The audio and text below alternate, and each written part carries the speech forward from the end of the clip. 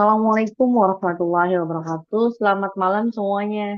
Salam sejahtera untuk kita semua. Semoga Angkatan Catyakara dalam keadaan sehat dan semangat dalam menjalani aktivitas ujian yang sudah tinggal 2 hari lagi ya, kira-kira.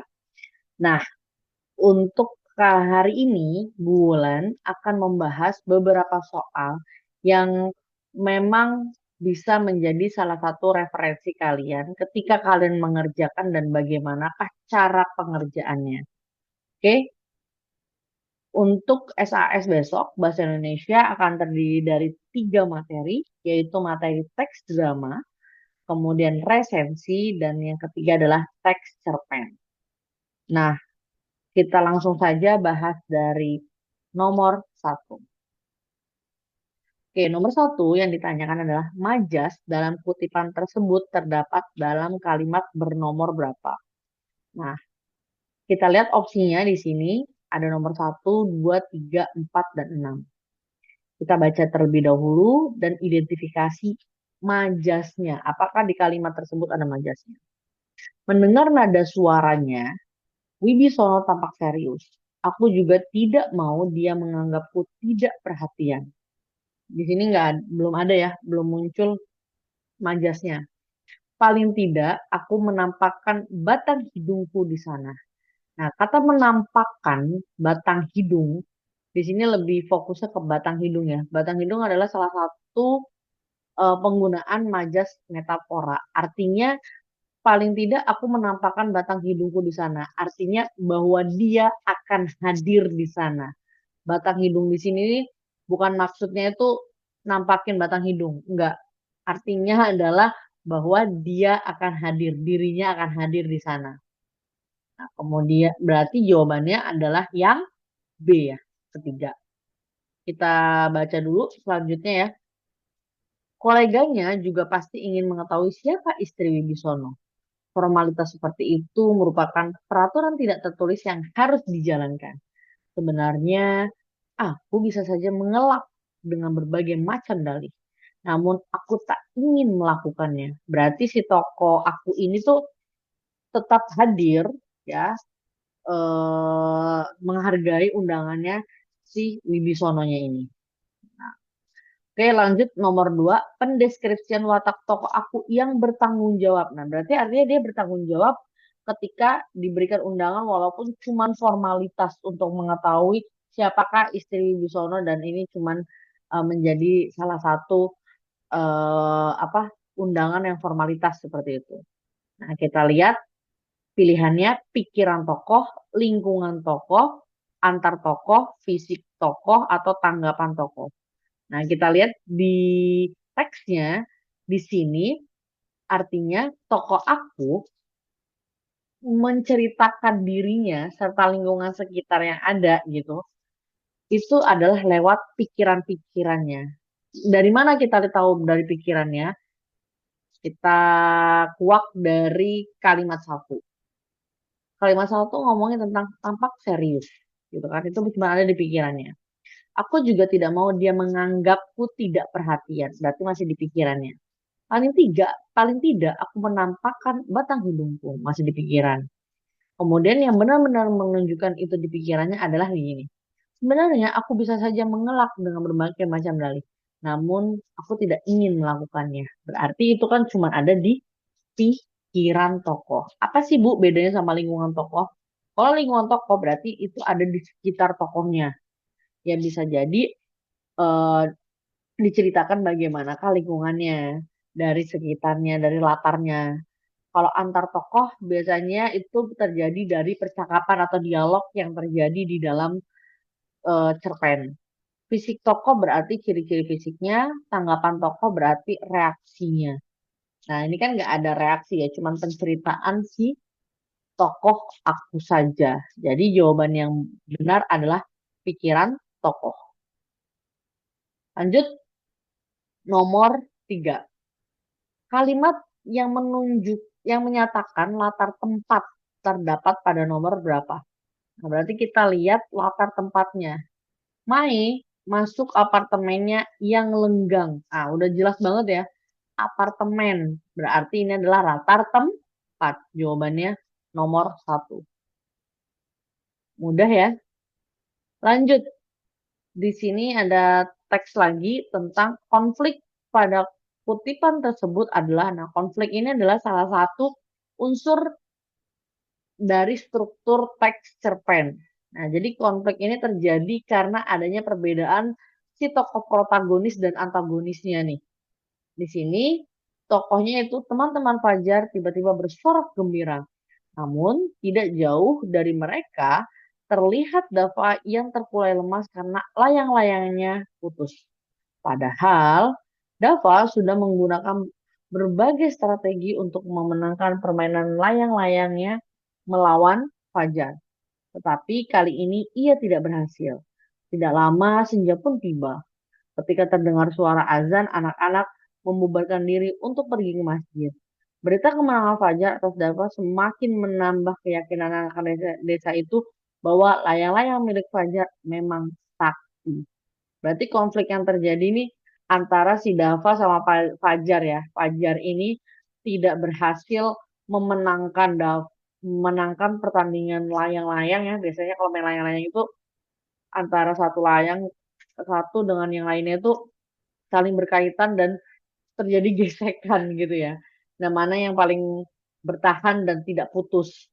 Nah, si Dava dan si Fajar. Artinya di sini konfliknya adalah antara Dava dan Fajar yang dimana Dava sudah melakukan strategi bermacam cara tapi tidak berhasil mengalahkan Fajar. Udah jelas jawabannya yang A. Selanjutnya, kalimat yang menunjukkan watak tokoh Mangkudun sombong terdapat pada nomor berapa? Oke, kita baca teksnya. Apa kau bilang? Jodoh. Saya tidak rela kau berjodoh dengan Azriel. Akan saya carikan kau jodoh yang lebih bermartabat. Nah, di sini diawali dengan langsung eh, kata tanya, kata seru, yang dimana artinya si tokoh sayanya ini tidak rela tentang jodoh yang diberikan ya. Apa? Dia salah kalau ayahnya hanya juru masak. Jatuh martabat keluarga kita bila laki-laki itu jadi suamimu. Paham kau? Derajat keluarga Azriel memang seumpama lurah tak berbatu. Seperti sawah tak berpematang. Tak ada yang bisa diandalkan. Tetapi tidak patut rasanya Mangkudun memandang Azriel dengan sebelah mata. Maka dengan berat hati Azriel melupakan Ronggo Gini. Ia hengkang dari kampung, pergi membawa luka hati. Nah, berarti wataknya ini dia sombong itu udah dijelaskan dari kalimat pertama. Yaitu berarti jawabannya di sini opsinya kalau nggak pertama ketiga atau pertama kedua. Kita fokus pada opsi ini ya. Nah, opsi ini yang kedua, apa dia salah kalau ayahnya hanya juru masak? Nah, ini dibandingkan dengan yang ketiga, jatuh martabat keluarga kita bila laki-laki itu jadi suamimu. Nah, dibandingkan dengan yang kedua, yang ketiga ini lebih sombong ya dibandingkan yang kedua. Yang kedua itu hanya pernyataan retoris saja tentang bagaimanakah profesinya. Jadi yang paling tepat adalah kalimat yang menunjukkan watak tokoh Mangkudun sombong adalah 1 dan 3. Oke, selanjutnya nilai budaya yang terdapat dalam kutipan tersebut adalah, nah budaya ini adalah salah satu nilai yang budi dan daya ya, yang artinya secara terus-menerus ada gitu. Secara terus-menerus ada dan dilakukan yang menjadi sebuah kebiasaan. Yang A sesuai dengan teks ya, laki-laki harus berhasil dalam hidupnya. Ini bukan tentang laki-lakinya, tapi tentang adat ya, tentang adat. Orang tua mencarikan jodoh untuk pasangan anak yang sesuai. Ini tentang jodoh betul. Seorang kekasih yang meninggalkan pasangannya karena miskin bukan. Orang tua berhak menolak jodoh yang dipilih anaknya. Nggak dipilih anaknya ya. Kemudian keturunan harus dipertimbangkan untuk mencari pasangan agar padan. Nah, ini tentang orang tua yang mencarikan jodoh untuk pasangannya yang sesuai ya, yang sesuai dengan martabatnya dan sebagainya. Ini sesuai dengan cerpennya. Oke, selanjutnya amanat. Nah, amanat itu adalah hal yang apa yang bisa kamu ambil pelajaran secara utuh, secara keseluruhan dari teks tersebut. Di sini amanat yang terdapat dalam kutipan cerpen tersebut yang tepat adalah jangan memilih kekasih orang kaya, kan? Bersemangat untuk meraih kesuksesan, bukan tentang kesuksesan. Janganlah merendahkan orang lain. Ini ya, tentang bagaimanakah tidak boleh merendahkan orang lain. Oke, lanjut nomor 8. Kesamaan kedua teks tersebut yaitu dari sudut pandang unsur intrinsik berhubungan dengan apa? Nah, berarti kesamaan ini artinya adalah mana unsur intrinsik yang paling menonjol dari kedua teks cerpen ini. Nah, di sini jawabannya opsinya ya, ada latar, alur, amanat, penokohan atau tokoh. Mana yang paling menonjol? Yang teks satu ini menceritakan tentang bagaimanakah teman-temannya mengolok Joko karena dia adalah anak pesuruh, rumahnya di gang sempit, dan ibunya bekerja sebagai pembantu sekolah dan juga harus membersihkan kelas setiap pagi dan membuka pintu gerbang sebelum sekolah dibuka. Berarti di sini menceritakan tentang kebanyakan dia di sekolah dan suasananya suasana yang memang mengharukan ya karena dia bantuin ibunya. Kemudian cerpen yang kedua tentang bagaimanakah eh, Tuan yang datang ke kota kelahiran dengan bis, kemudian dia eh, perjalanan, bagaimanakah dia berhenti ke pasar dulu, kemudian ke jalan raya, ke barat, kemudian bagaimanakah Tuan ini sampai di kampungnya dia, sampai di jalan yang sempit ke kanan, belok ke kiri, kemudian menemukan surau, di depannya ada kolam ikan, air mengalir melalui 4 buah pancuran mandi. Nah, ini mendeskripsikan tentang bagaimanakah latar tempat si tokoh akunya ini ya kepada Tuan. Nah, berarti yang paling tepat adalah menceritakan tentang latar unsur intrinsik yang paling menonjol. Kemudian yang selanjutnya adalah kalimat komentar yang menyatakan keunggulan sesuai kutipan tersebut adalah berarti ini udah masuk ke materinya resensi ya. Nah, nanti ada banyak juga materi resensi di SAS. Jadi kalian harus lihat latihan yang kemarin udah dilakukan ketika resensi ya. Nah, menyatakan keunggulan yang sesuai kutipan tersebut yang mana? Oke, kita lihat angin pergantian musim semakin kencang berembus. Mengantar hawa dingin yang menembus ketebalan jaket yang kukenakan. Aku merasakan suasana malam ini tidak biasanya. Aku merasa ada yang aneh, bulu kuduku berdiri. Sesekali lolongan anjing di kejauhan menambah suasana malam semakin mencekam. Kuletakkan Al-Quran kecil di pangkuanku ke tempatnya. Aku bangkit menuju kamar di samping surau. Langkahku tiba-tiba terhenti. Sekelebat aku melihat bayangan hitam di bawah pohon nangka di samping rumah. Aku menanjamkan penglihatanku. Nah, berarti di sini kalimat komentar yang menyatakan keunggulannya itu dari segi apa? A. Bahasanya mudah dipahami tetapi sayang pesan yang ingin disampaikan pengarang kurang jelas. B. Pengarang berhasil menghadirkan latar suasana pada malam hari yang menakutkan melalui dialog dan perilaku tokoh. Apakah ada dialognya? Nggak ada ya, cuman perilaku tokoh. C. Pengarang menggunakan kata-kata yang biasa dijumpai sehari-hari sehingga dapat menghidupkan suasana cerita. Ini bukan kelebihan sih. Justru kelebihannya itu bagaimanakah dia membuat suasananya itu tegang ya, oke, latarnya. Kemudian D, cerpen itu menarik karena menggambarkan suasana malam yang menakutkan dan diperkuat dengan lolongan anjing. Nggak ada lolongan anjing ini. Latar suasana dan waktu saling mendukung yang menghadirkan cerita yang lebih menarik. Nah, ini ya, yang E. Nah, jadi kalau soal keunggulan atau kelebihan serta kekurangan dalam sebuah karya itu harus diungkapkan secara objektivitas sesuai dengan unsur intrinsik apa ekstrinsik yang ada di dalam karyanya. Nggak boleh apa ya, nggak boleh nggak sesuai konteks atau nggak sesuai karyanya. Oke, lanjut kita ke soal yang mungkin punya poin lebih besar ya. Nanti ini ada beberapa soal juga akan akan keluarnya soal-soal menjodohkan pilihan ganda kompleks, kemudian membumbukan tanda baca di cerpen harus diteliti banget. Oke, oh kita mulai dari sini aja ya. Oke, ini cerpen tentang jantung hati. Oke, kita langsung aja ke soalnya. Jas yang digunakan pada paragraf pertama cerpen tersebut adalah kita lihat paragraf pertama.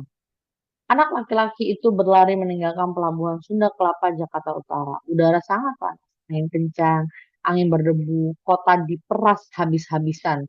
Matahari terbahak, pelabuhan menjerit. Nah, udah jelas banget ya. Ini adalah personifikasi. Personifikasi adalah salah satu majas yang benda hidup seolah-olah dapat melakukan aktivitas seperti apa hidup. Contoh, pelabuhan menjerit, matahari terbahak. Itu kan benda mati yang seolah-olah bisa melakukan aktivitas hidup. Lanjut, frasa yang berpola sama dengan anak laki-laki. Nah, bagaimana sih Bu? Nah, ini nanti juga ada satu soal yang muncul ya. Kayak gini juga sama di SAS. Frasa berpola sama. Nah, kata pola itu kan berarti kan susunannya ya, pola itu susunannya. Anak itu adalah kata benda. Laki-laki juga kata benda. Jadi ini tuh adalah, bentar, saya tandai ya. Ini tuh polanya adalah nomina dan nomina.